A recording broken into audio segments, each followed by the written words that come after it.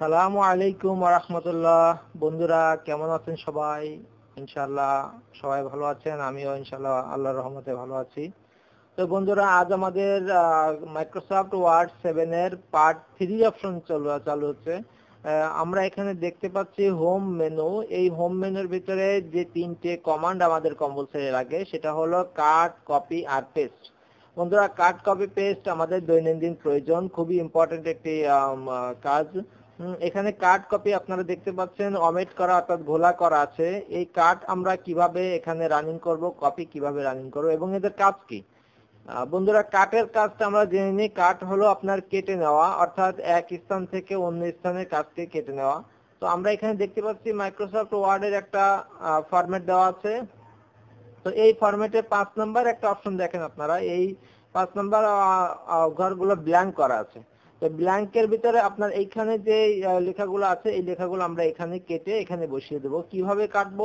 তো বন্ধুরা দেখেন মাউস পয়েন্টার নিয়ে আমরা এই যে পয়েন্টারটা লাফালাফি করছে এইটা আমরা এইখানে ক্লিক করে চেপে ধরে ডান দিকে হালকা টেনে অর্থাৎ এতটুকু আমরা সিলেক্ট করলাম।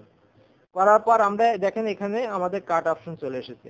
তো আমরা এখানে কাট মাউস দিয়ে ক্লিক করলে কাট হয়ে যাবে, অথবা ওর নিচে একটা অপশন দেখেন কাট ব্র্যাকেটে Ctrl+X একটা অপশন আসছে।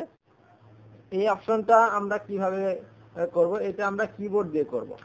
কিবোর্ড দিয়ে করব, দেখেন এখানে আমাদের অলরেডি চলে এসেছে এই যে Ctrl+X, এটা হলো কিবোর্ড কমান্ড। তো আমরা এখানে মাউস দিয়ে কাট ক্লিক করলাম। বন্ধুরা দেখেন আমাদের এখানে এই অপশনটি আর নেই। তো আমরা যেখানে বসাবো এই কাট করা অংশটুকু, ঠিক সেই জায়গাটা আমাদের ক্লিক করে এই কাটটা সেখানে নিয়ে যেতে হবে। দেখেন আমরা এখানে ক্লিক করলাম। তো এইখানে আপনি এবারে পেস্ট বাটনটা আপনি এখানে ক্লিক করেন। দেখেন এইখানেও ঠিক একইভাবে আপনাকে কিবোর্ডের অপশন দেওয়া হয়েছে Ctrl+V, অর্থাৎ কিবোর্ডে আপনি ইচ্ছা করলে Ctrl+V প্রেস করতে পারেন, অথবা আপনি মাউস দিয়ে এই পেস্ট অপশনে ক্লিক করতে পারেন। তো আমি মাউস দিয়ে ক্লিক করে দেখিয়ে দিচ্ছি। দেখেন বন্ধুরা চলে এসেছে। ঠিক তদ্রুপ একই সিস্টেমে আপনি এই অপশনটাকেও ক্লিক করে মাউস দিয়ে টেনে ব্লক করতে পারেন। তারপর আপনি এখানে আবার কাটে ক্লিক করেন। তারপরে আবার আপনি এই বক্সে যেখানে আপনি বসাবেন সেখানে মাউস ক্লিক করে আবার পেস্টে ক্লিক করেন। দেখেন দ্বিতীয় অপশনটি চলে এসেছে। 3 নাম্বারটাও একই সিস্টেমে, এটাও কাট করেন, এটাকে সিলেক্ট করলাম, তারপর আবার কাট করলাম, তারপর কোথায় বসাবো সেটা দেখিয়ে দিবেন। যদি আপনি না দেখিয়ে ওই অবস্থায় বসিয়ে দেন তো দেখেন এটা একেবারে আবার জায়গায় ফিরে চলে গেছে। তো আমরা সবসময় ট্রাই করব এটাকে নির্বাচন করে কাট করব, করার পর কোথায় বসাবো সেটা আমরা এখানে দেখিয়ে দেবো। এই ক্লিক করলাম, তারপর পেস্ট করলাম, দেখেন চলে এসেছে। তো আমাদের কাটের অপশন অলরেডি প্রায় শেষ। তো আমাদের নেক্সট যে অপশন সেটা হলো কপি। কপিটা আমরা কিভাবে করব?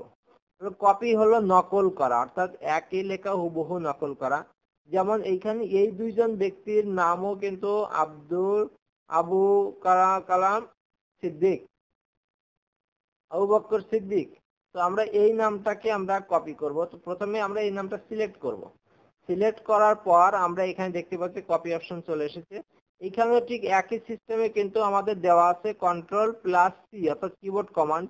এগুলো আমরা খেয়াল করব। কিবোর্ডে আপনি কন্ট্রোল চেপে সি চাপ দিলেও এটা কপি হয়ে যাবে। আমরা মাউস দিয়ে ক্লিক করলাম, করার পর কোথায় বসাবো সেখানে ক্লিক করে আমরা এই পেস্টে ক্লিক করলাম, দেখেন চলে এসেছে। আবার আমরা এই বক্সে ক্লিক করে আবার Ctrl+V তে ক্লিক করলাম, এখানেও চলে এসেছে। তো এইভাবে আপনি কাট, কপি এই দুটো অপশনে আপনি কমপ্লিট করতে পারবেন। আর এই সিস্টেমেও করতে পারবেন মাউস দিয়ে, আবার আপনি কিবোর্ড দিয়েও কমপ্লিট করতে পারবেন। আপনার যেভাবে সুবিধা আপনি সেভাবেই করতে পারবেন। তো বন্ধুরা আজকে এই কাট কপির অপশন এই পর্যন্তই। আগামী দিন আমরা ফন্টের যে অপশনগুলো আছে আমরা এই অপশনগুলোর কাজ করব। ঠিক আছে দোস্তরা, আজ এই পর্যন্তই। আগামী দিনের জন্য আমাদের সাথে থাকুন। ধন্যবাদ। আসসালামু আলাইকুম ওয়া রাহমাতুল্লাহ।